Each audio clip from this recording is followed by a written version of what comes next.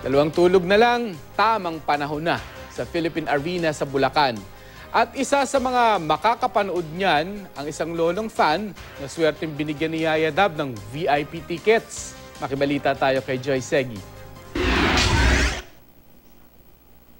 Siya si Lawrence D., ang lolong matyagang pumila ng 6 na oras para makabili ng tiket para sa tamang panahon show ng Itbulaga sa Philippine Arena sa Sabado. Nang malaman ni Maine Mendoza aka Yaya Dab ang tungkol dito, na-touch siya kaya pinahanap niya ito. Kwento ni Lolo Lawrence na big fan ni Maine, VIP ticket sana ang bibilhin niya kaso naubusan na siya. Maligaya na ako kahit doon lang ako sa General Admission maupo. Isang araw makaselfie ko siya, alam mo naman, yun lang sinakagad ng mga tao. So, pero okay na rin, maligaya na ako nung ginawa niya na hinanap ako. Tinext daw siya ni Maine at sinabing gusto siya nitong bigyan ng VIP tickets para sa kanya at sa asawa nito. Natutuwa raw siya kay Maine dahil napakasimple at down to earth daw nito.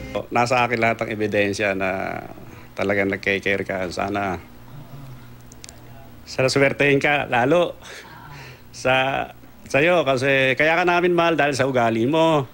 Dahil sa personality mo. So, kakaiba ka talaga.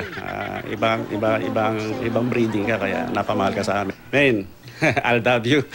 Kung nasa Middle East naman, huwag mag-alala dahil sa January 8, 2016, mapapanood nyo ng live sa Doha, Qatar para sa kauna-unahan niyang international concert si pambansang Bay Alden Richards. At tulad ng tamang panahon event sa Sabado na sold out na ang tickets, ngayon pa lang, ubos na ang VIP tickets para sa Doha concert ni Alden ayon sa producers nito. Joy Segui, GMA News.